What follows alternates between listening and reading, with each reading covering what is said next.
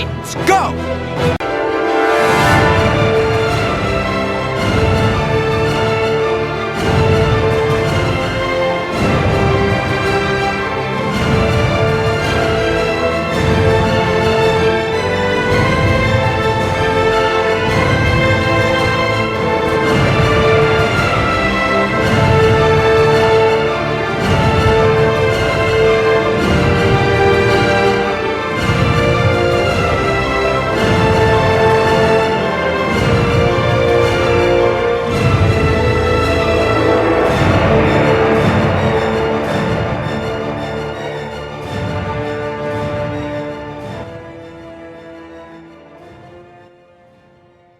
Hello again, everyone. Welcome back to Titan Talk, the Titans podcast. I'm one of your co-hosts, Charles Skaggs, back in Doom Manor, hiding out in the sub basement, away from everybody else with the coronavirus. And thankfully, once again, I'm here to talk some more Doom Patrol with my fellow co-host, and who is currently living in a much smarter country than I'm living in at this very moment. DJ Nick, how you doing?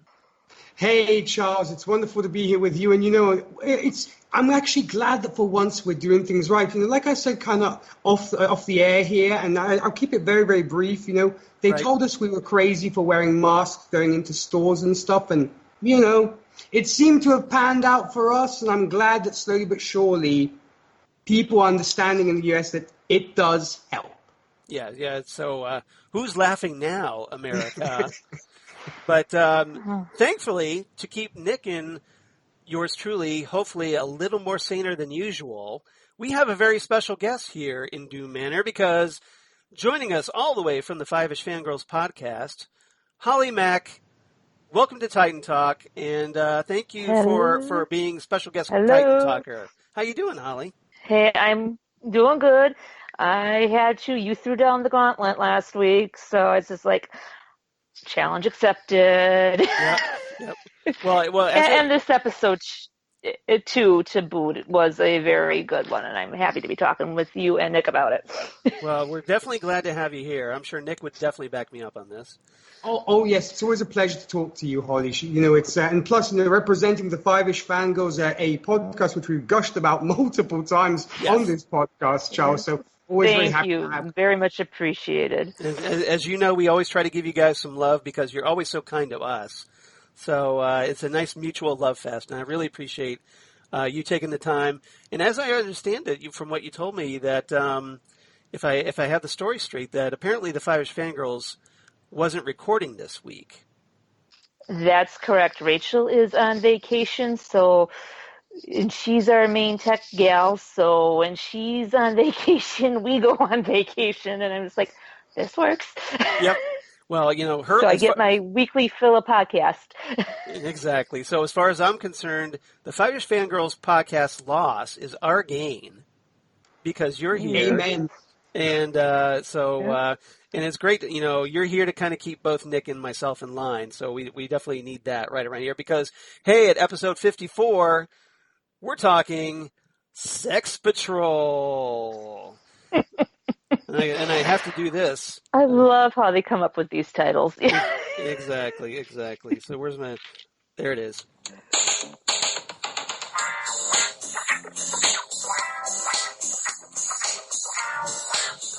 All right, so we're talking Sex Patrol. The fourth episode of Doom Patrol Season 2 came out on July 2nd, 2020, as we're finally getting back into the weekly episodes once again after that 3-episode binge. And this one's written by Eric Diedel, who wrote the previous Doom Patrol episode, Hair Patrol, with, if I remember correctly, the Beard Hunter. And then Tanya Steele, who I have to wonder, because her last name is spelled Steele. Any relation to Cliff? I'm kind of wondering. Yeah. Maybe a distant cousin, who knows? But and directed by Omar Mata, who's new to directing Doom Patrol. So, so Holly, since you're kind enough to be our special guest this time, but if you would, what made you, like, I gather you've been watching Doom Patrol along with us. Yes. So since you haven't been on the podcast, what's your take on how the show has been going so far for its second season? I've been enjoying it. They're bringing up a lot of questions that I don't know if they've been answered in the comics, and I just have to sit and wait and see. Yeah. I am enjoying the ride, and I can't wait to see where it's going to go next. Now, are you enjoying it as much as you did season 1? Yes. I mean, I could see with the two-part, it was a little bit different with the opening, and we have a couple more characters that we have to deal with and another mystery. But I'm enjoying it. But I do think we need to go back and check that painting. Yeah. I think Nick and I have talked about that maybe somebody's, because Cyborg was really diligent about that for a while. But, now that he's kind of distracted with a certain Ronnie Evers, I think he's kind of being a little negligent here, if I'm not mistaken. Right. Though you think they would have set up an alarm system, but I'm beginning to wonder if Niles is just trying to run this on a shoestring budget. Well, and also it could be, the director or the writers and such purposefully throwing us off the scent and not wanting us to wonder about the painting, and then boom, it comes out at you in a future episode. A little bit of misdirection. True. Hey, everybody, focus on this, so that you'll forget about the painting, like you said, and and then who knows, and then we'll see what happens. But if you've watched the preview for the episode that's going to be airing next on Doom Patrol, you probably caught at least the return of the Beard Hunter in some form. So I gather that at the very least we're going to see him. Although I have to imagine, well, if he's there, Mr. Nobody's got to be lurking around somewhere, right? So, all right. Yeah, pretty good. Hopefully we'll get the return of Alan Tudyk as Mr. Nobody, because he was a great villain in season 1. Fantastic. All right. So Nick, any general thoughts about this episode before I get into my trivia, which I do have some this week? Well, spoiler alert, this is probably my favorite episode to date of this season. Not counting I Finger have to Patrol. agree. Not counting Finger Patrol and Space Patrol, which, surprise, surprise, I've already seen. But obviously, that's a conversation for another time. But on my rewatch, I enjoyed it even more so. And there is a quote in particular from this episode, which I cannot wait to share, which is as simple as anything, but it just had me in stitches. I actually just kept repeating it and laughing to myself like a crazy person. But other than that, it was just a fantastic episode. I mean, it has heart, it has tons of humor. Plus, it was just fantastic to reunite with the Denizens, which we hadn't seen since season 1. So, and I just think this show keeps going from strength to strength. Really loving where they're going with season 2 so far. Yeah, this was a great reunion episode, like you said. Because we get the return of the Denizens. We also get the return of Maura Lee Karupt, played by Alan Mingo Jr., who we last saw in Danny Patrol. And we get the return of Devan Chandler Long as the fan favorite character, Flex Mentallo. So, who was a wonderful surprise in season 1. After seeing the character in the comics, to see him depicted in live action and depicted so well, I was so happy with that. So I'm definitely looking forward to talking about this. And Holly, how about you? What were your general thoughts about this episode before we get into a little bit more deeper dive? So it was my favorite one so far of this season, and I was jumping up and down when the door opened and you see Flex, and everybody was like, yes! I mean, I just hate to say it, but the way Neil has been treating everybody, I think it would serve him right if the rest of Team Doom decides to head off with Danny and company. No, you mean Niles? Yeah, yeah, Niles. Sorry. Yeah, that's right. Yeah, definitely, because ever since the season 1 finale, Niles has not exactly been shown in the best light, and his protectiveness over his daughter has led to some complications throughout this season as well. So, but what I personally loved about this episode, it was so light and fun, and the dialogue was sharp, great lines. I mean, I've got a ton of great quotes here to go through with this one. Me too. Oh, So, yeah. It's such a notable episode. We're probably going to have to limit the quotes because there's just so many great lines, a lot of great one-liners, and that just it was just such a nice breath of fresh air after a few episodes of angst, and it was great to see the various Doom Patrol members, especially Cliff, having a lot of fun. And we'll talk more about Cliff, obviously, but Cliff with the extra dose of ecstasy thanks to the Chief. So yeah. All right. So I do have some trivia. Just really quickly, I want to give a little background for people like Nick or other people that may not be familiar with the Shadowy Mr. Evans and the Sex Men from the comics. So give just a little bit of background on these characters. Obviously, they're very strange characters. If you think they're strange here, try reading the Grant Morrison and Richard Case Doom Patrol stories from Doom Patrol Volume 2, number 47 and 48, where they both first appear, because in those two issues, Willoughby Kipling is told that there's a war between heaven and hell that has brought about the return of Shadowy Mr. Evans, who is apparently known as one of the signs and portents of the apocalypse. And the town of Happy Harbor gets overcome by a sex mania, which prompts the intervention of the Sex Men, or as I like to call them, the uncanny Sex Men. They determine that the craze is apparently caused by some major dream transplant, where a malignant dream was transplanted into a healthy dream, and overwhelms everybody. So, turns out that the cause of this was indeed a sex dream caused by Shadowy Mr. Evans. Wow. And yeah, so if I'm not blowing your mind, just hang on. It gets even weirder. So Cliff ends up finding a guy named Donald in this story who's being punished by criticizing Mr. Evans' singing. And he tells Cliff that he must get Shadowy Mr. Evans to say 5 words in reverse order: lottery, sheet music, single-handed, which is hyphenated, and kneecap. He has to say those. So Cliff gives Shadowy Mr. Evans a piece of paper with the lyrics to what he claims is his favorite song, and says, well, hey, I heard you had a great voice. Would you sing the song for me? And Mr. Evans is very eager to do so, sings out the words, and begins to disappear, kind of like, like Mr. Mxyzptlk would in a Superman comic. That's exactly the kind of vibe I was getting there, Charles. When he says his name backwards. That's exactly what it's, I think, a nod to. And because I know Grant Morrison is a huge Superman fan.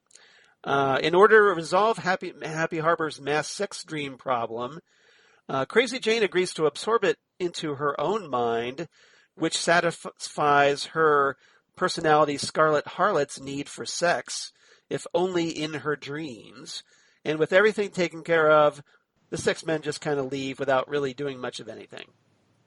Wow. Well, you know what, Charles? It's interesting that you mentioned the fact that that's what happens in the comics, because when we actually get to her, I actually was going to put that theory forward of why Scarlet Harlot didn't, become the heroine in this particular situation, knowing her powers in the comics. But it's interesting. And the other thing I actually was wondering was if I think David Lynch and Grant Morrison should get together and do a project together, because it would be way out there. I mean, it'd be Twin Peaks meets Crazy Town, and it would just be insane, I think. Yeah, if in my ideal world, David Lynch would be directing a Grant Morrison Doom Patrol movie. Ooh, that would be good. So if you've ever, and if Nick and I are both fresh off of watching Lynch's Mulholland Drive, which we talked about on Ghostwood, the Twin Peaks podcast here this past week. So So I'm sure Nick could probably get a rough idea of what that just could be like, right? That's why I'm like, it's a marriage made in heaven. If the two of them, Exactly. I think that should be in the next project that David Lynch does, because I know he's getting on in years, but hopefully, the right people can get these two crazy kids together. Yeah, and instead of getting Skittles from from right outside at the concession stand, they'll probably be offering psychotropic drugs, I'm guessing. Yeah. That would be my guess. All right. So we have 4 topics because we got a lot to talk about this episode. Mm-hmm. So topic number 1, I like sex and candy, which is a reference to a Marcy Playground song, so I couldn't resist that. So let's talk about the Chief, Dorothy, and the candle maker, hence the candy in this one.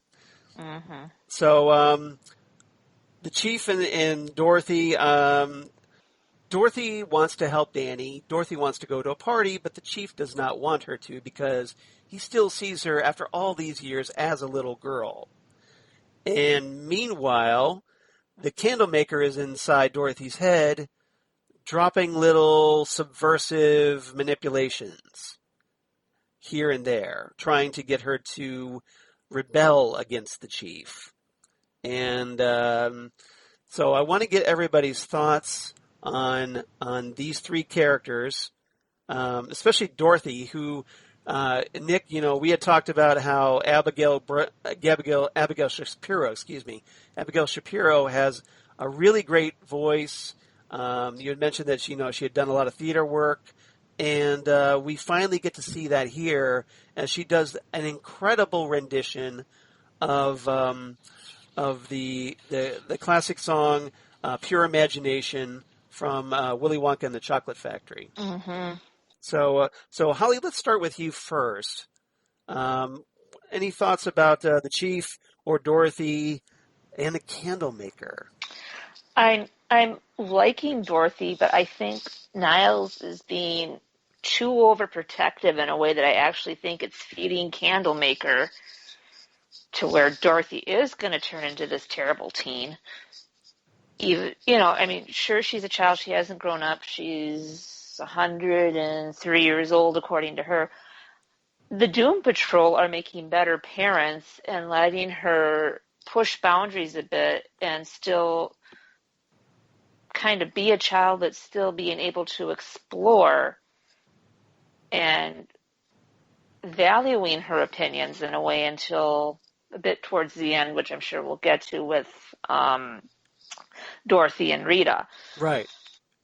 I mean, we can talk about that a little bit if you want, because that was pretty important, I thought. Right, because Rita, kind of takes Dorothy under her wing. I mean, you could see the eyebrow raise when she finds out Dorothy lived in a factory underneath Danny the Street. Yeah, the doll factory. Yeah, the doll factory is just like, really?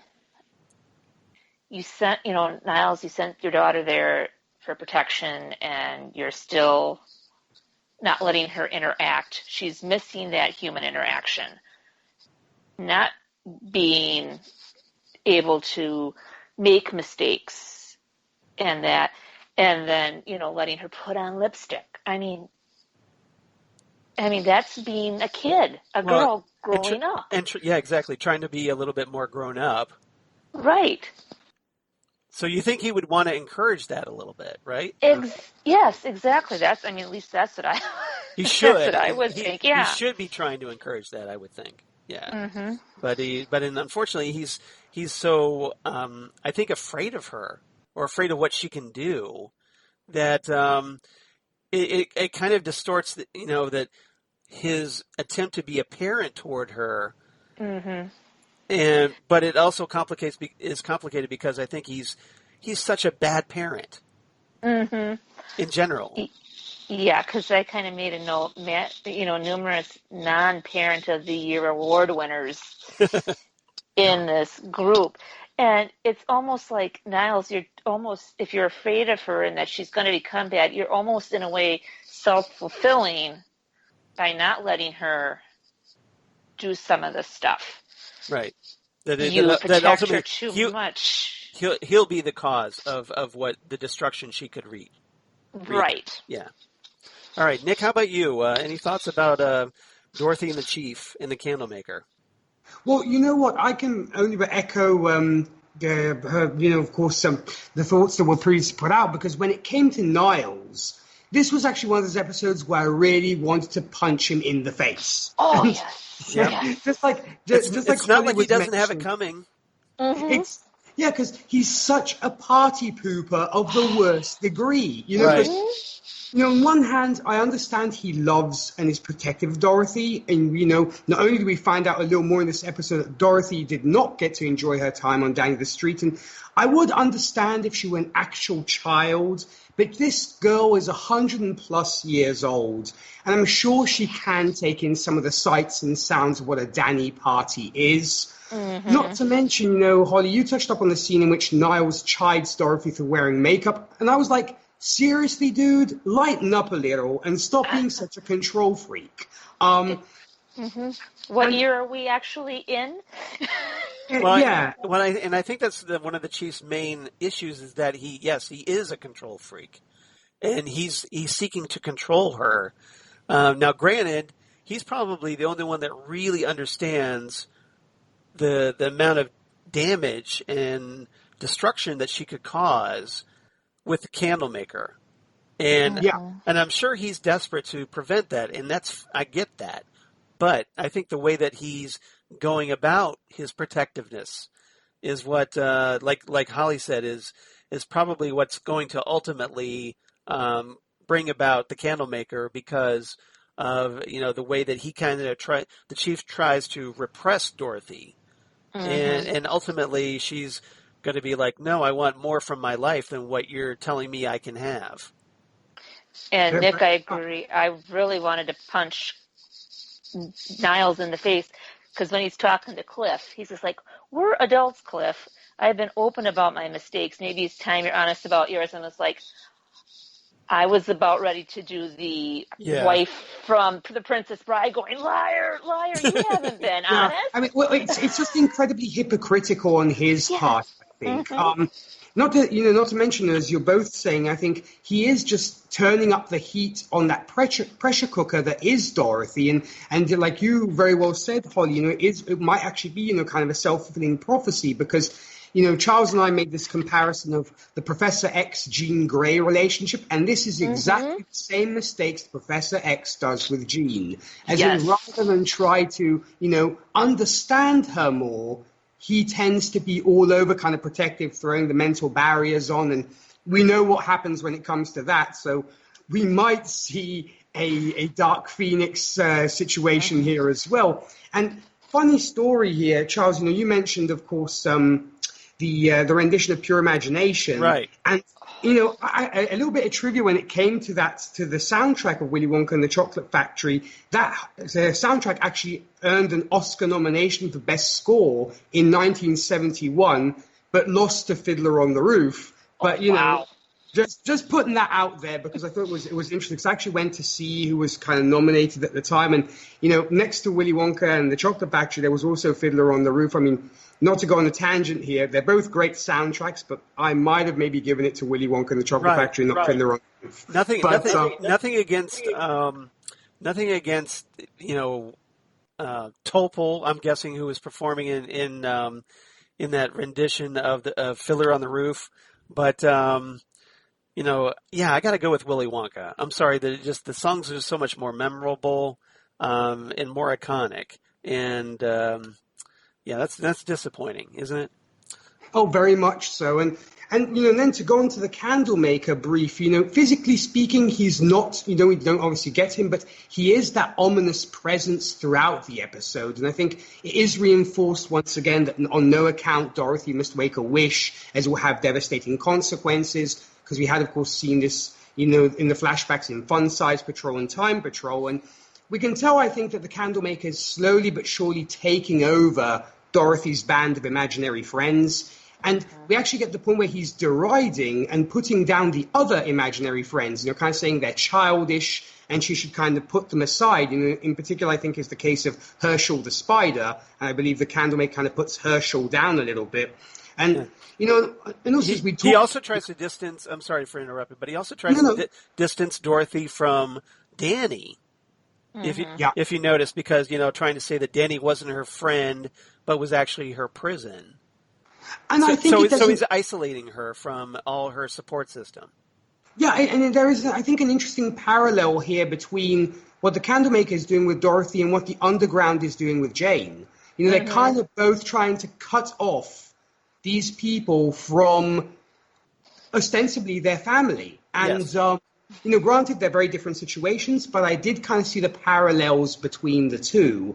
So that was, so I thought it was just, we get that growing tension, which I loved in this episode of the Candlemaker, constantly whispering away. It's like, will Dorothy or won't she kind of thing. And it was just fantastic. And when it came to you, Charles, what were your thoughts on these three characters in this episode? Just to give Niles a little benefit of the doubt, just a little bit, because we've kind of talked trash about him a little bit during this discussion so far. I will give him credit because he does have that number, the musical number with Dorothy. Yeah, true. Even though he's quick to send her off to bed, he does at least, he's there playing piano with her to accompany her as she sings. And you get the feeling that this is something they've done before. So yeah, he says it's our favorite song, I believe. Yeah, exactly. So that at least it's that, and you see Dorothy during that moment. She's just all smiles, happy that her father is there, playing piano, and then they can and do this for Danny. And I just love that whole sequence. And I love the fact that, you get to see everybody applauding Dorothy's song. And so I had to think that made her feel good. But unfortunately, the chief kind of ends up ruining it because he's, saying, okay, you need to go to bed. And then Danny's not much help either because, she tries to sneak in and, get a drink or whatever. And Danny catches her going look, okay, just 10 more minutes. And then you're back to bed. So Danny wasn't much help there, I don't think. I think he was doing more of that for the sake if Niles came back. Oh, to protect Dorothy from Niles is what you're saying? Yes, I think that's kind of what it was, because I'm thinking if Niles wouldn't have been there, I'm sure Danny would be like, yeah, hey. Oh, okay. I see what you're saying. We're good. Yeah, so as long as he figured, well, as Niles is busy, that it would be okay if she stayed, is what you're saying. Yeah. Okay, I get it. Then I can see that. And then, hopefully Danny would be more accommodating than that. Just from the that's the feeling I got from that conversation that Danny had with Niles in that opening. It's like, you can't keep her here forever. You can't protect her forever. I'm thinking he might have been against the putting her in the doll factory. And I think maybe Danny wanted Niles to let Dorothy live and interact with the other Dannysons to let her know that, hey, she's loved, she's accepted. Sure, Dorothy's a part of the woman that he loved, and he wants to do anything at all costs to protect her, but you gotta loosen the reins a little bit. Yeah. And it's just another example of the chief being a bad parent, I think, is what it comes down to. He's just very clueless about this. He's just a scientist driven. And as a result, he's not sure how to deal with Dorothy. And that's probably why we saw that, he sent her off to be with Danny. Danny told Danny to watch over her. And then, he only comes back infrequently. We don't know exactly how often he came back. Could have been years between visits.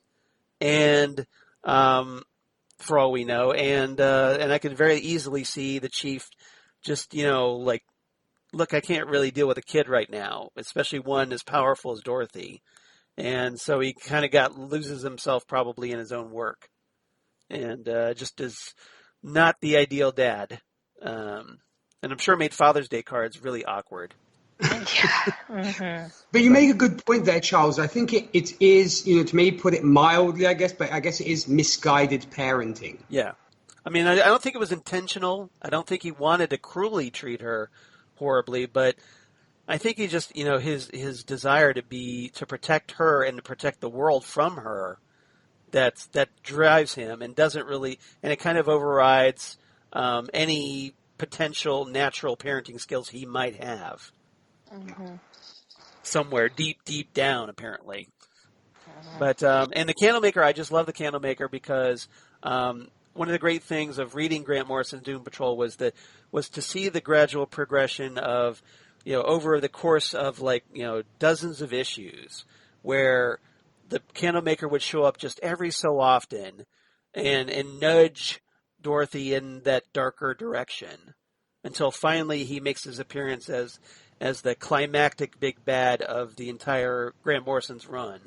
And so I'm glad to see him doing that here as well, because I think it makes him a much more different villain than Mr. Nobody, who was manipulating things, but in a much more overt way, I think. Yeah.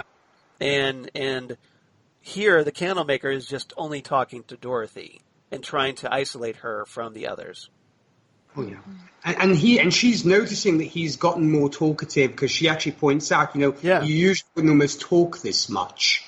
Yeah, because when we first heard him, I believe it was in the second episode of the second season. He's just talking in little just monosyllabic tones. Dorothy afraid or fire bad, tree pretty, whatever. Mm-hmm. And then now all of a sudden he's speaking in complete sentences. He's got a little bit more on the ball, and that means he's growing in power, I think, and which is not a good sign for everybody's favorite band of misfits, I think. Not at all. All right. So anything else about these characters before we move on? No, I'm good. All right. I'm good. All right, let's move on. Topic number 2, sexual healing.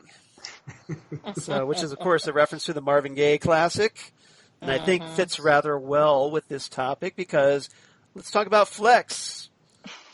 Oh, wait, that's another song. So, yeah.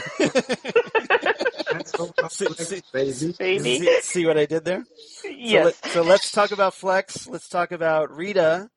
Let's talk about Maura Lee Karupt. It was great to see her back, and also Danny the Street, who and the Danizens. Poor Danny. When Dorothy broke his brick form, she was beside herself, blaming herself. Just felt really horrible. You really felt for Dorothy, I think. Oh yeah. And now this was her chance to kind of bring him back together, help him restore his self, or itself rather, and I think that helped make Dorothy feel a little better as a result. So let's talk about these characters. Nick, let's start with you first on this one. Well, first off, Flex Mentallo is actually one of the reasons why I have doubled the number of crunches I do every day. So I'm like, yeah, that's gonna be me in the after photo. So yeah, I just was looking at the guy. I was like, dang, I need to work on my crunches. But Nick, when you do that, you're just reaching for cigarettes. So I don't think that helps very much. Well, I guess that's probably what you do. Like you lay down on the back of the floor and you got like a cigarette pack on the table, and you're probably like, okay, I'm gonna reach for a smoke. Okay, lights one up, then back one, lights for another one, two, and so on. I'm following that character in Stranger Things' workout plan. Kind of lifting weights while smoking at the same time. Oh, yeah. I know who you're talking about. Yes. But yeah, Jim. Yes. Mm-hmm. Yeah, that chap exactly. Because the guy's happily down in whiskey and smoking while lifting weights. I'm like, yeah, I can get behind that workout program. But, Flex Mentallo was such a joy to see again. He's just as lovable as he was when we last saw him. And together with Rita, I think he's one of the few who actually gives Dorothy some positive reinforcement, which I think she very much is in need of. And I actually found the scene where he uses his flexing abilities to allow her to fly in inverted commas so she can hook up the disco ball. I thought was a very heartwarming moment, and you could just see how happy Dorothy was. And I think she maybe hadn't been that happy in a long time. I love that. I love that moment. Me too. Yeah, because very much I think I think that's the kind of positivity the girl needs, to stop turning into a rage monster, as it were.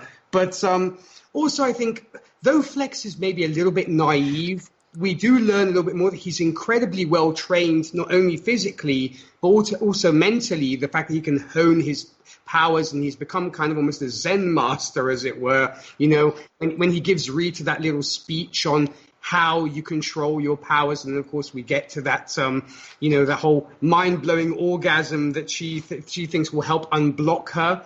And, it was funny when they did that, because it's very strange, but when they had that talk about the mind-blowing orgasm, it made me think of Sally Albright describing the orgasm to Harry Burns in When Harry Met Sally, because I was kind of there. But my point, though, is he knows that it can be incredibly dangerous what they're about to do, but he does it anyway to help a friend, as he's just that kind of guy. And it made me chuckle when Rita tells him to keep his nose to the red dot. And he keeps like, can I turn away now, kind of thing. It was just, I love that he has that kind of naivete to him, which was really, really sweet.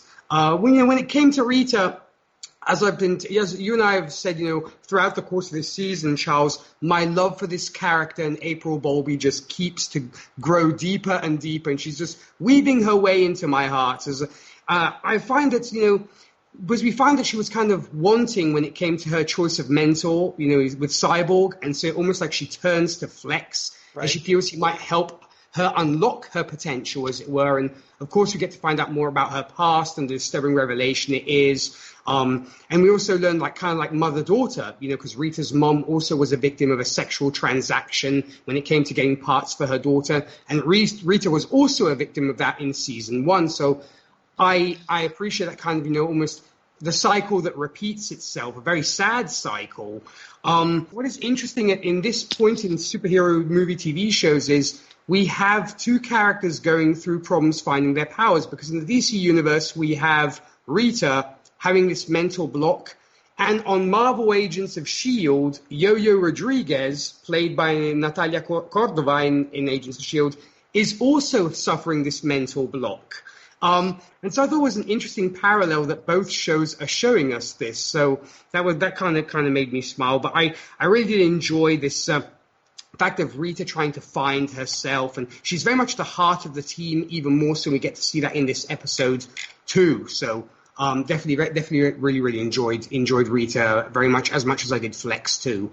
All right, yeah, that's a great comparison. I hadn't really considered that to Agents of S.H.I.E.L.D., which I just watched this past week, so I know exactly what you're talking about. Mm-hmm. But I love the fact that we get to learn a little bit more about why Rita hasn't been more successful at controlling her form, and I like that there's a psychological reason for that we're getting to explore.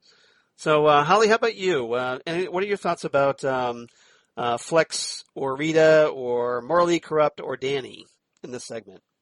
I love the scenes with Flex and Rita, and then the conversation Maura Lee had with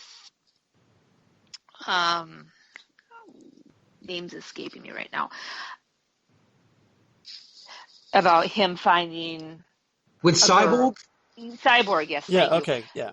The conversation she had with Cyborg, and that it was just, we needed this. They need somebody else to talk to vent to. Sure, having the members of your team is fine to say, here's what's going on. It's nice to get that different perspective. Hey, am I doing this right? And getting some other feedback. And Flex, sure, he can be a little bit naive, but him picking up on things and instantly focusing in on Dorothy, like, hey, why are you down? Yeah, he goes, why the long face? Long face. And poor Dorothy is just like, well, that's how I normally look. And, and it's heartbreaking when she says that. Right. But I don't think But Flex he didn't meant anything by her facial features. No, he wasn't trying to insult her at all. No, he could tell by her body language that this, with what happened with Danny, I don't think she meant to intentionally break Danny's brick. It happened. No, and she was down about it, and I love that Flex looked at, like, of everybody that, else was off distracted, but he's looking out for Dorothy, and I really love that about Flex. Mm-hmm. And, because when we saw him first, he was just this, like, little 50s throwback character, and, ad out of the back of a comic book, and here he is, I think he's a fantastic character, and I love the actor who plays him, Devan Chandler Long. Great job. Very good. And then Rita with the mental block, I'm thinking that she maybe put it into place to shelter herself, but then I'm also wondering too if there wasn't some other jiggery-pokery from some other being that we haven't seen yet. So you think in addition to her mom just psychologically tormenting her about her and making her insecure about her appearance and everything, that there was more going on there. Interesting. It could be. I don't know. I'm just spitballing. No, I mean, with this show, who knows, right? Mm-hmm. I think any theory is valid with this show, personally. Sometimes as things happen, I'm seeing Mr. Norwar maybe where Mr. Norwar shouldn't be, but after what happened with season 1 and him being slippery, I'm a little cautious. That's all right. Another character I really loved in this episode was Maura Lee Karupt, who we had seen before in season 1. Just kind of like the head of the Danizens almost acting here. I think looking out for Danny, like, hey everybody, let's we're gonna bring Danny back, and everybody's gonna be we're gonna have a party, and because that's what Danny wants, and kind of like rallying the troops to help heal Danny. And then I also liked when Maura Lee Karupt was talking with Vic and talking to him about being in love and giving Vic some advice. Like, hey, if as long as the love is good and it's lasting, then you should stay. But if it's not, then you should leave. Mm-hmm. I'm paraphrasing here because there's the actual quote is much better, but just that I think it's very profound advice, and I was really glad to see that moment because if you remember going back to season 1, Vic wasn't quite sure what to make of Maura Lee Karupt. Mm-hmm. And then here they are, these two characters, actually having a moment together. I thought it was nice to see that progression and see how much Vic has evolved. Mm-hmm. I really like that. All right. Anything else about these characters? Well, Charles, when it comes to Maura Lee Karupt, I also would like to say that I absolutely love this character. And, that Alan Mingo Jr. does a fantastic job with it. And I kind of got a RuPaul vibe for a little bit because of the kind of flamboyancy. But at the same time, what I love about this character is she is so insightful and, incredibly direct as well. She's very wise and I think is an excellent judge of character. Right. And I think a phenomenal people reader, because you guys were both mentioning the dialogue that she has with Cyborg. And I think she always has kind of this Bon Mosen advice. While also, what I also liked was they also provide in this episode some social commentary on the LGBT community and the difficulties that it encounters when confronted with the outside world. And I think Eric Dietel and Tanya Steele did a great job in giving us an insight into that without being preachy. Because, some CW shows have been criticized when it comes to introducing LGBT characters into their shows. Right. But I think here the writing was very crisp and it was strong without being preachy. And I really appreciate that. And I like this kind of criticism, this veiled criticism, as it were, on how the LGBT community is treated. And also, I should add, I think Maura Lee Karupt is a better life coach than Ralph Dibny. Well, apparently, as we found out, because the actor who plays Ralph Dibny is no longer with The Flash. So, Yeah. It's sad to say. All right. Holly, do you have any other thoughts about these characters? I think I'm good. I mean, it's just, Flex, that hug that he exchanges with Larry, it's just, I wish we would have had a couple more scenes with Flex checking in on Larry, or even morally checking in on Larry to give him a pep talk with what's been going on with him and his son and that, and just to... Well, there's just only so much smooth the episode, I waters. guess. Yeah. I know. This one, I wouldn't have minded being a little bit longer in length. Yeah, I agree. And, more Flex Mentallo is always a good thing, right? Mm-hmm. Yeah. Yep. I personally, I love the scene in Rita's room, where, he's flexing Rita into an orgasm, because that was one of the funniest things I'd ever seen in Doom Patrol Season 1, where Flex gives the whole team a collective orgasm, except for poor Cliff, who can't, and was feeling left out, poor guy, of the experience. But and then they kind of like do a different version of that in this episode, which was just hilarious as well. And just the scene between those, just having those two characters doing what they're doing. And then, Rita being that kind of, that kind of prim, proper 50s throwback, as well as Flex. It made sense to bring those two characters together, I think. Mm-hmm. All right. Agreed. And very funny scene. And Charles, I actually wanted to add one more thing about when it came to Danny.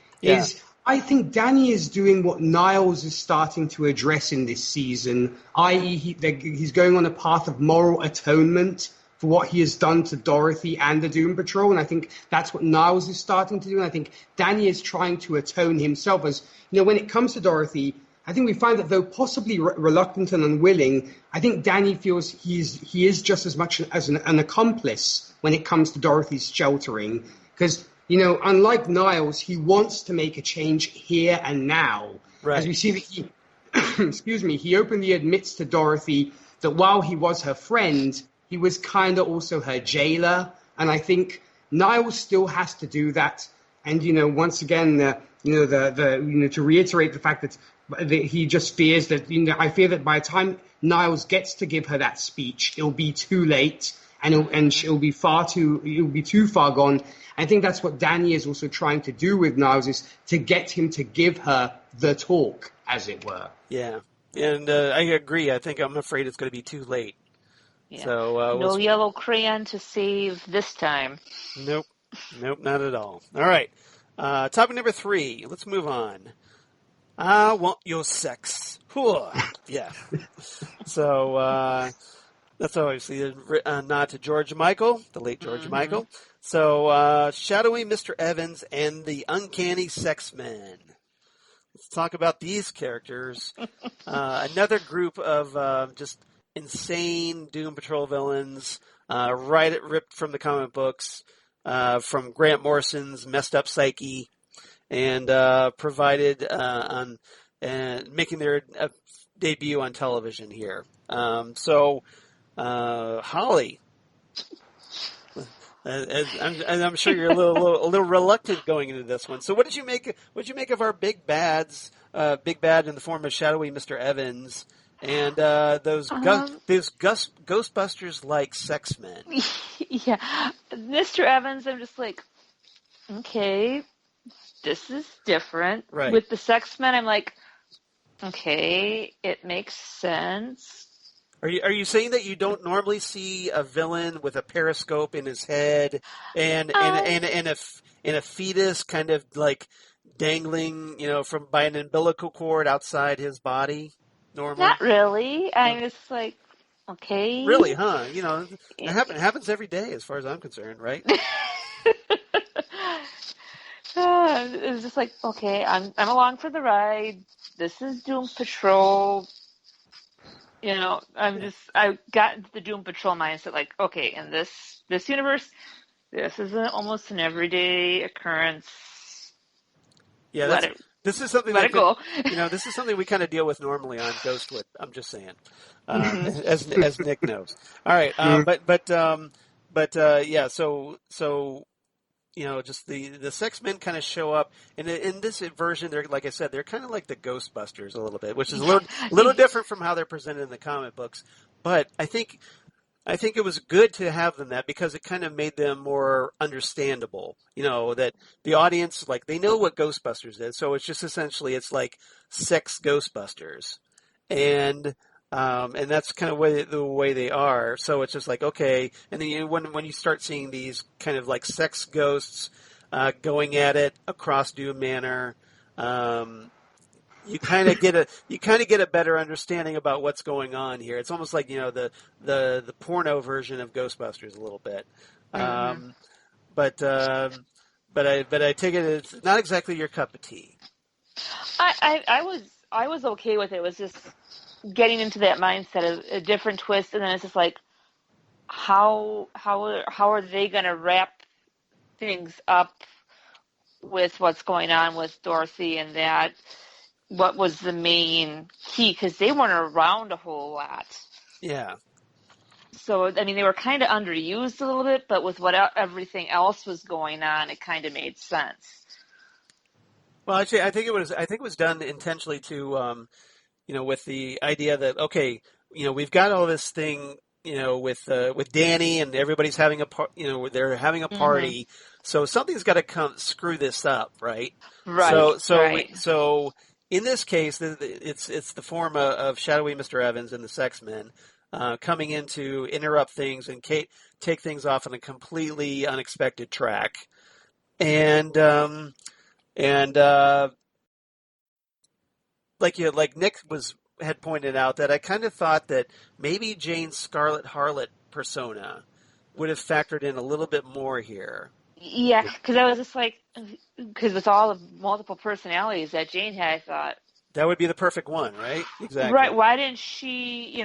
Because she didn't show up to the very end. I mean, of course she was hidden with her rest of her fellow members, not wanting to have her go up, and let's focus on protecting Kay. Yeah, exactly. Well, and they because that was actually, Scarlet Harlot is one that kind of helps, like I mentioned, deal with the Shadowy Mr. Evans in the comics. So I was a little disappointed that didn't happen here. Nick, what did you make of these very unusual villains? Well, when it came to Shadowy Mr. Evans, aside, I think, from having one of the most evil and leering grins I have ever seen, yes. For some reason, he reminded me of El Diablo from Suicide Squad, the Suicide Squad film. Yeah. I don't know why, but I just got an El Diablo vibe. But I did find him a rather interesting character.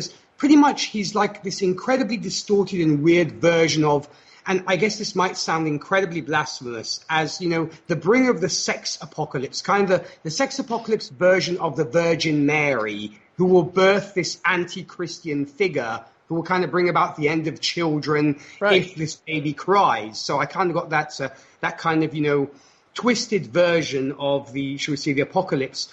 And I also will add, he is a pretty nifty dancer as well.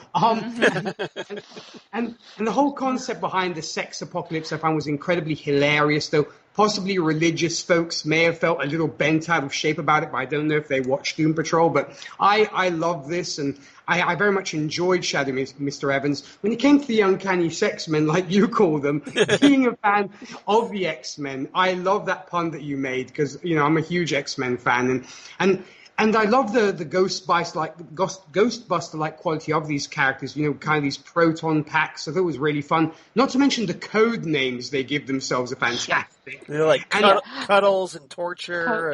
And Kiss was the other one, I thought? Yeah, Kiss was the other one. Those are names were actually taken directly from the comics. So, but I actually have a question for you, Charles, about the sex men. Sure. Like the Ghostbusters, do they actually have a containment center where they blast these ghosts to, or do they just destroy them? Well, we don't know because this is that aspect is something the TV show came up with.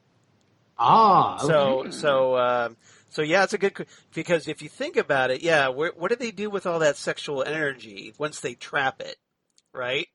And if it's anything like the Ghostbusters storage unit, that's a really big Twinkie. I'm just saying. Yeah. Or heck, that's why we have the porn industry. Maybe they give it to the porn industry. Exactly.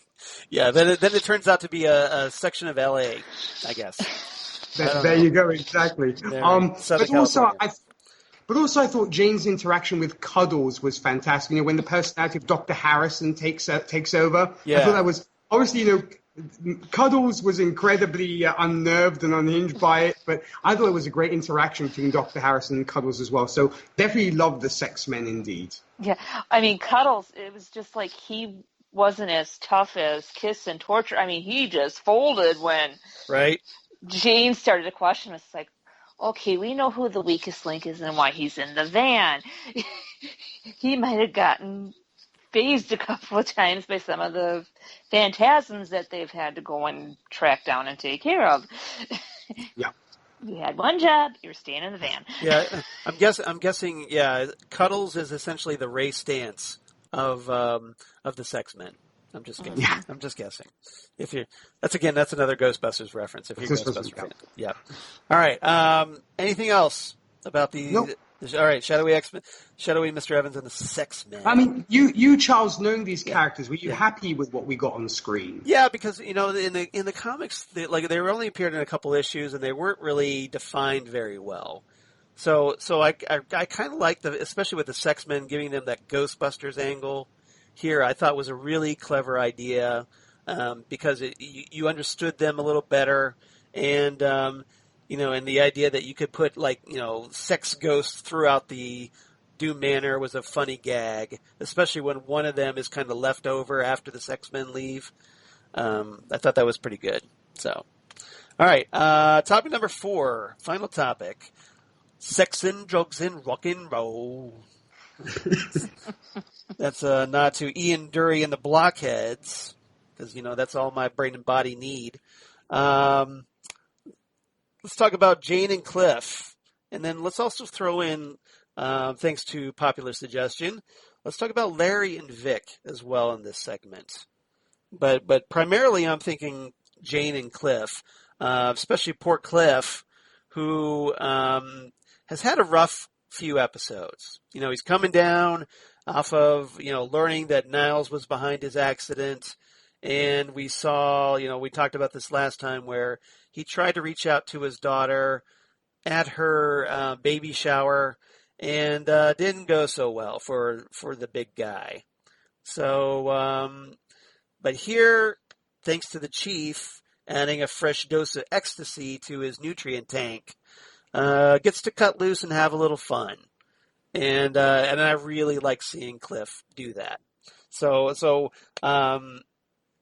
let's see. So, Nick, let's start with you on this one. So what did you make of Cliff, Jane, Larry, and Vic in this episode? So to start off with just Cliff and Jane for the time being, yeah, sure. And before we then move on, I have to say, I know this might be a hot take, Charles, but to me, Cliff is my MVP in this episode. As not only he has the most hilarious lines, and I have to say Brendan Fraser just does a fantastic job with his vocal performance. Oh, yes. But of course, like you were mentioning, the character is still getting over the fact of being rejected by his daughter. And what is the cure for that? Ecstasy, of course. Kids, don't do drugs. They're not the answer. But Brendan Fraser, I think, plays High Robot Man splendidly, and of course. Yes.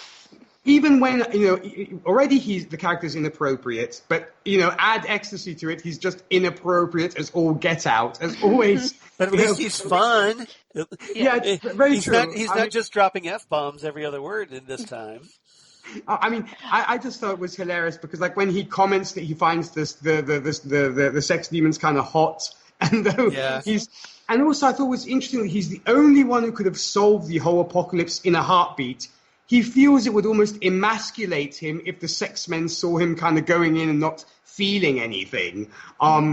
He's like, I don't want to be embarrassed in front of the sex men. But I love also the happy drunk or high person moment when he goes to find Larry, and of course when he goes to hug Hammerhead, who ends up being the hero in this scenario. So it was like, because I have seen people do this. I've seen happy drunks, I've seen happy high people, and yeah, this is kind of the way they act. So it was just amazing, just hilarious. Well, especially on Ecstasy, which is made for that. Yeah, exactly. And then Cliff wanting to give Jane a hug too, and she's just like, "Oh, fine, get it over with." Yeah. And also you're hugging Hammerhead, who's not exactly a huggy person. No. Hammerhead's more of, let me throw you across the room and through the wall. Yeah, but I thought it was just fantastic. But it was funny. It was a funny moment. Yeah. And that's why Cliff had to be the one to do that, I think. Only Cliff could do that. Only Cliff probably could have survived it. Yeah, that too. That's very well said. When it comes to Jane, I know this will sound incredibly shallow and superficial, but Diane Guerrero once again shows her range when she plays Scarlet Harlot and is incredibly sexy. I just had to put that out there. And I do also like the reappearance of the Hangman's beautiful daughter, a.k.a. the Painter, making a resurgence, where you have the kind of Frida Kahlo mono eyebrow, which I thought was a nice touch. And I think even more so, we see that things are coming to a head as Jane has been somewhat ousted from her position as primary, and the Underground is spinning the wheel, as it were, when it comes to which personality will surface. And I thought it was actually curious, that, as we mentioned before, they had Hammerhead face off against Mr. Evans over Scarlet Harlot. As we said in the comics, she can absorb psychosexual energy and project ectoplasm. So I think it was maybe a missed opportunity that we could have had this maybe ectoplasmic face-off between, Mr. Evans and Scarlet Harlot. But, I get that they wanted to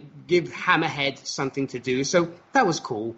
And also, I think we can see the tension is very much rising in the Underground as well. And I cannot wait to discuss what comes next, when we get to the next episodes, Charles, because you can see that just things wait for it. We'll get there. Patience. You gotta see some for the next episode, right? Indeed, it's like the Christmas presents are in the other room, and you just want to go in and tear them open right now, but you can't.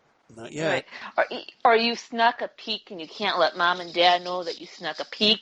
Like, oh, I know what's in that box. Exactly. So yeah, those are pretty much my thoughts on those two characters. Anyway, what about you, Holly? What did you make of them? I enjoyed them, and I can kind of see the battle with Jane and that, and her other personality. I thought she was doing a pretty good job, and I kind of agreed with her. It's like, what's going on up above is important as what's going down below, because if we're not paying attention to what's going on up above, we might be in a world of hurt if we're focusing. They need to find a happy medium, which I don't know if they are going to be able to find without going too spoilery. Yeah, exactly. I get where you're coming from.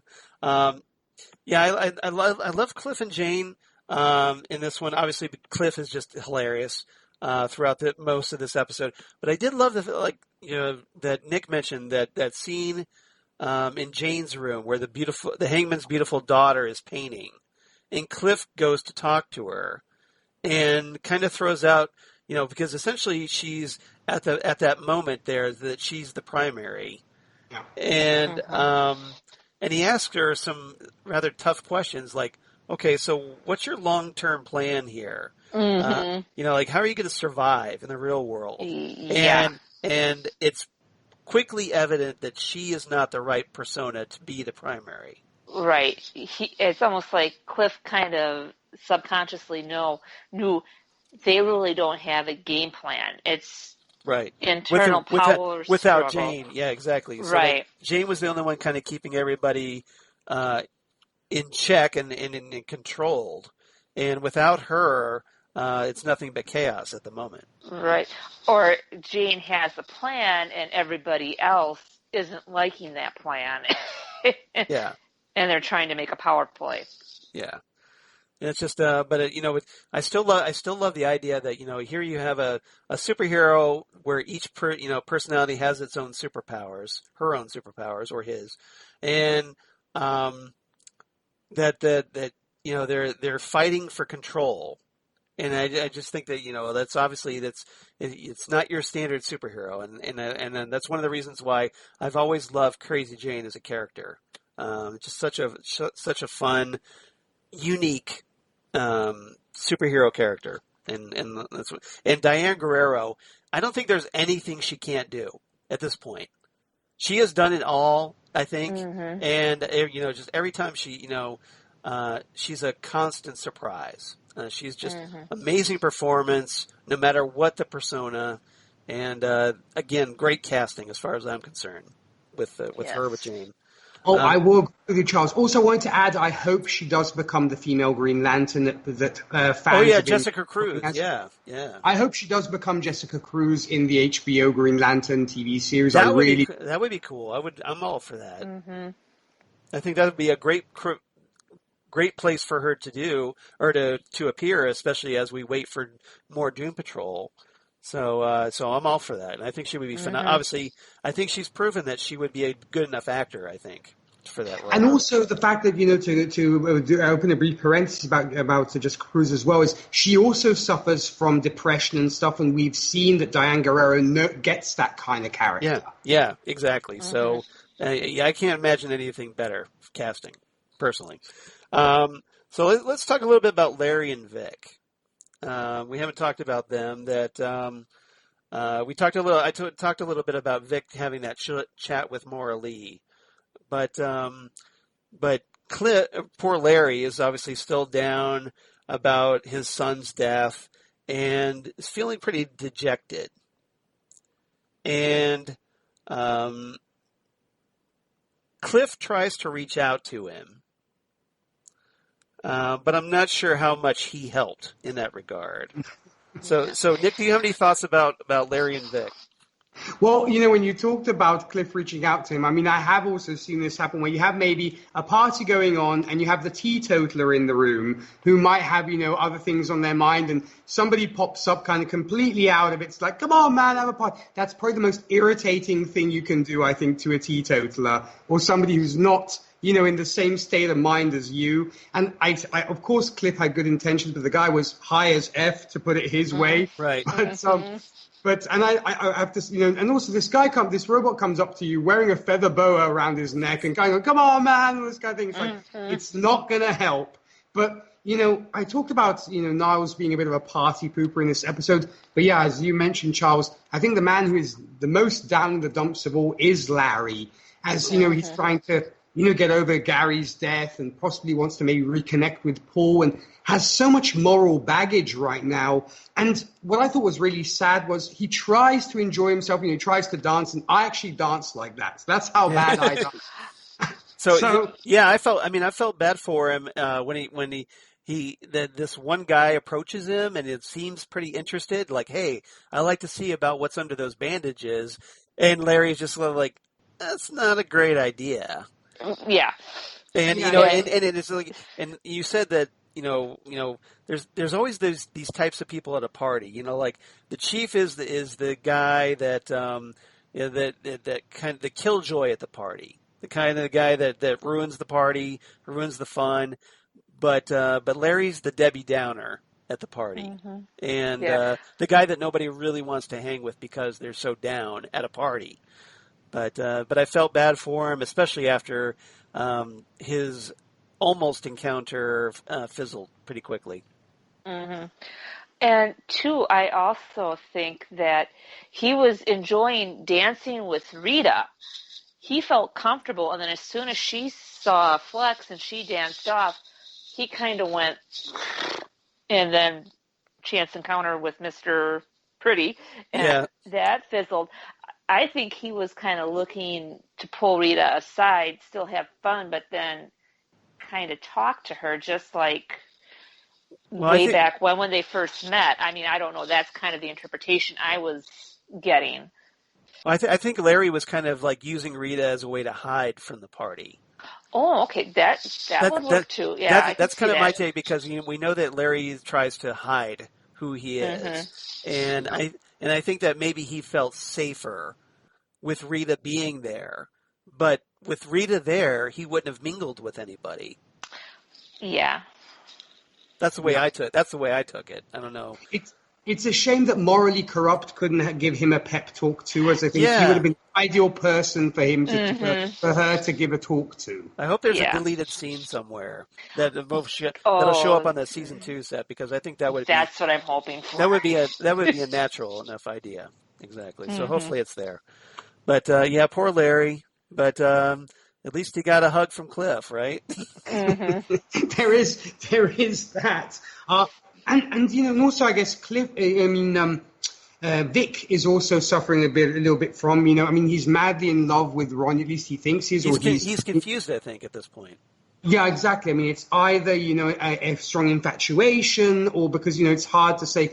If we start discussing what does being in love exactly mean, we could be here all day. But one could maybe describe as being a strong infatuation, I think, or very strong attraction, because of course they have had sex and stuff. But at the same time, she bailed at them in meeting at the diner, and he's trying to process that, I think, because he's like, I really like this girl, but she doesn't see, she kind of is hot and cold kind of with me.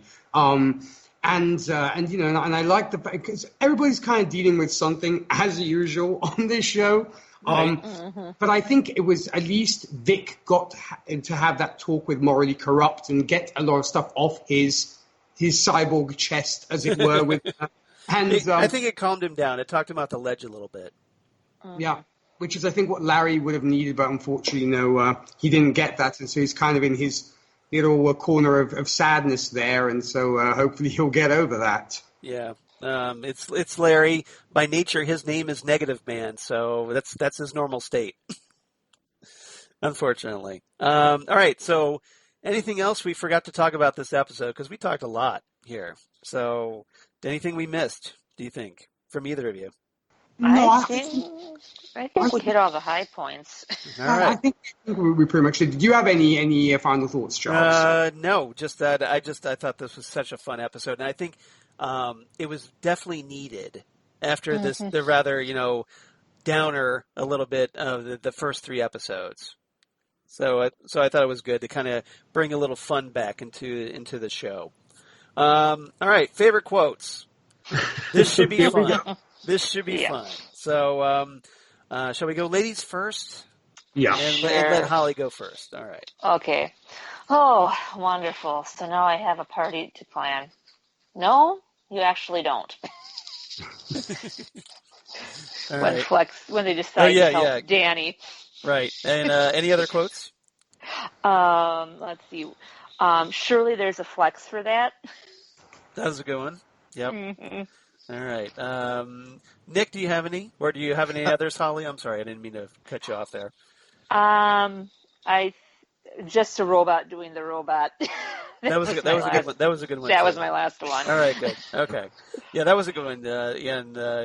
Brendan Fraser's so funny when he delivers. He's got such great comedic timing. He does. All right, Nick, go for it. I know you've got a quote in particular that you want to do. So why don't you go ahead and do that one? Well, there was one that, as I said, it's so simple, but it made me laugh like crazy because I don't know why. Maybe made me think of some friends of mine. But like when Cliff to Larry, you want drugs? Chief's got drugs. I thought that was just hilarious. Yeah. For some reason. That was good. It just Note made me to laugh. self: don't drug the robot. Yeah. Well, that's probably the only reason that Chief would get invited to the party, I think, because he's got the drugs, right? Yeah. Exactly. All right. So you got any others there, Nick? Yeah, there's also, obviously the Cliff when he goes, is anyone going to say anything about the fact that Rita's G-spot almost ended the effing world? Yes. Yes. Yeah. That was a good one. And then, of course, Cliff to the Chief, I'm in full-blown psychological crisis and you're offering me ecstasy? Right. Yes. Right. Yeah. That was good. There's so many quotes here that I have to narrow it down. Maura Lee Karupt, I think, has a very profound quote. I talked about it a little bit earlier, where she tells Vic, "Life is short, Vic. go where you feel love. And if that love's consistent, stay. Beautiful quote. Which is very profound, I think. And meanwhile, Flex Mentallo had a really great line, especially if you're a Spider-Man fan, where he says, we'd have to be very careful, talking to Rita. And he says, with great muscles come great responsibility. Good one. So that was good. Let's see. Larry with Cliff, where Larry's going, Cliff, you have to go in there. You're the only one of us who can't orgasm. And Cliff replies, A, I'm effing high. B, you just totally embarrassed me in front of the sex men. C, you want me to kill an effing baby? F no. Love them. Love that. And then this last one from Cliff that I think is pretty profound pretty much sums up this show, where Cliff says, I have no effing clue what's happening right now, and I really mean that this time. Love it, yeah. So I think that was a good one to end on. All right. Lots of great lines in this one. Oh, yes. All right. So Holly, what's your rating for this episode? 9 tires out of 10. Nice. Nick, how about you? Okay, though I might be the European judge in this on this chat, I'm actually going to be saying I'm going to give this 10 out of 10 dancing shadows. That's how much I loved it. Nice. So this is as good as it gets as far as Nick's concerned. Perfect 10 for me. Yeah. A home run from Nick. Excuse me. I'm with Holly on this one. I loved it, but I think it needed just a little bit more, maybe just a little bit more Maura Lee Karupt or something. Something was missing here. So I'm going to give it 9 out of 10 worlds of pure imagination. Nice. I really do hope that Danny and the Denzians show up again. Yeah, Denizens. That's a tough one, and isn't it? Yeah, and I want to know, what does Danny turn into? Are we going to have this real cool, like, Volkswagen Beetle bus, or well, the tire? That's the kind of hint that we get where we see the tire, Danny the tire. So it kind of implies that he's going to be Danny the bus for a while, and then everybody's going to ride around and spread his word of Danny, but I kind of wonder if we're going to see something else later on. Right. Yeah. And something much, much, much larger. I'm going to leave that there. But if comic book fans, you probably know what I'm talking about. So I'm going to tease that. I'm going to keep that secret right now. As everybody scrambles to their digital comics library. All right. Okay. So Titans Tower, well, I don't really have any Titans or Doom Patrol news to talk about. And tell it to Titan Talk. Well, hey, Holly's here, so we don't really have a letter from her. Well, we did, but there's no real point in reading it, right, at this point? Right, yeah. But we definitely appreciate you writing in, though. I kind of feel bad that you wrote all that and, but at least you showed up here, so I guess that's more important, obviously, because we get to talk to you as opposed to just read your email. Exactly. We got the real McCoy this time. Exactly. Yes. And that's more important as far as I'm concerned. And so if you want to be like Holly normally is for Titan Talk, the Titans podcast, please write to us at TitanTalkcast@gmail.com. That's TitanTalkcast@gmail.com. We'd love to hear from you. We always love hearing from Holly, of course, but hey, we'd love to hear from other people in addition to Holly. So write to us. We'd love to get your thoughts on Doom Patrol Season 2 or anything else relating to the podcast, or just what you think of our episodes, or what you think we should be doing with our episodes. We'd love to hear from you, get your feedback. Holly, where can they reach you? Well, you can reach me at the FiveishFangirls.com. We're on Facebook. We're on Instagram. You can find me personally at HollyMac_79 on Instagram and Twitter. Excellent. And please do, because The Fiveish Fangirls Podcast, great podcast, highly recommended by those of us here at Titan Talk. And just great, great people, and we want to support them as much as possible. Right, kids? Right. All right. Now, I forgot to also mention that Titan Talk, you can be found on Twitter at TitanTalkCast or on Facebook at Titan Talk, the Titans Podcast. We'd love it if you'd like and follow us there. So forgot to mention that as well. But, Nick, how about you? Where can they reach you? Well, first off, Charles, I'll definitely echo the fact that we definitely appreciate all the support from you guys when it comes to social media and such. When it comes to Titan Talk, indeed, we really just appreciate the feedback and all that good stuff. When it comes to me, outside of this wonderful podcast, if superhero movies are your speed, I do also host the Happiness and Darkness podcast, where we cover superhero movies from Marvel, DC, Dark Horse Image, and more. If you'd like to join me on there and discuss a superhero movie of your choice, feel free to send me an email at happinessanddarknesshow@gmail.com. We'll supply you with a list of films left to cover.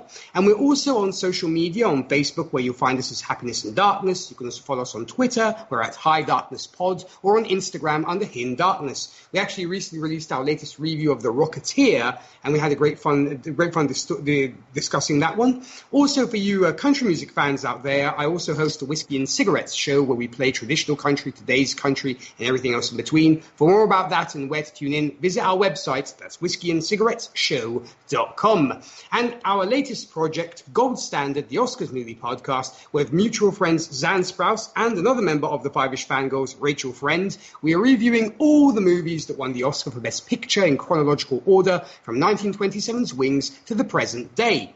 Thursday, July the 23rd, we'll be discussing the fourth film to win Best Picture, which will be Cimarron. Should any listeners wish to join us on that discussion as guest co-hosts, or you simply wish to share your thoughts on that movie in writing, you can also send us an email at goldstandardoscars@gmail.com. Love hearing from you guys, and we appreciate the follow and support on Twitter and Facebook when it comes to that. That's Gold Standard, the Oscars podcast, available, like Happiness and Darkness and like this podcast, where you get your podcasts. What about you, Charles? Wow, I don't know how to follow that. It was so good. So, of course, me, at Charles Skaggs on Twitter, at Charles Skaggs on Instagram, Facebook, of course, Charles Skaggs in Hilliard, Ohio, and my blog of geeky things. Damn good coffee. And hot. Damn good coffee and hot. We're talking about all the stuff we talk about here on Titan Talk, including Titans, including Doom Patrol, including all kinds of comic book TV news, sci-fi news, news of my other podcasts that I do for Southgate Media Group, including Ghostwood, the Twin Peaks podcast that I do with Zan Sprouse, whom Nick has just mentioned, and where we talk about all things Twin Peaks, David Lynch, and this episode would probably fit very nicely on Ghostwood, I'm just saying, and as would a lot of Doom Patrol episodes, and now that I come to think of it. And also the Phantom Zone podcast that I do with Jesse Jackson, where currently we're talking Stargirl Season 1, and about 2/3 through that, and it's been a lot of fun talking about that show, and Stargirl just got picked up for Season 2, so I'm guessing I'm guessing we'll get to talk more Stargirl down the line whenever Hollywood gets back to production again, and we get new episodes. And then, of course, talking about Next Stop Everywhere, the Doctor Who podcast that I do occasionally with Nick, occasionally with Holly, or occasionally with Jesse Jackson, most of the time with Jesse Jackson, because, hey, he's my partner in time, right? And where we have, talk about all kinds of Doctor Who, Torchwood, Sarah Jane adventures, and just have a lot of fun. And then coming up this week on Next Stop Everywhere, we're talking Human Nature, the Family of Blood, from the David Tennant era. It's a very popular two-parter written by Paul Cornell, who wrote the original novel, Human Nature, featuring the Seventh Doctor. A lot of people don't know that. And I actually have a copy of that novel right here, which you can't see because we have our cameras turned off, but trust me, it's there. It's a good read. It's a great read. Can't go wrong with Paul Cornell as far as I'm concerned, especially writing Doctor Who. Great stuff. So I hope everybody comes check that out as we talk with Lee Leonard, who hasn't been on the podcast for a while, and I think that's going to be a lot of fun. So everybody stay tuned for that. And then otherwise, Holly, thank you so much for joining us. You were Thank terrific. you. You were terrific Thanks. today. We had a I'm little glad technical. We had a little technical difficulties, but we got it sorted. It all worked Yep. out. I'm glad you threw down the gauntlet. Yeah. Well, I am. I'm glad too because I haven't talked to you since I think April.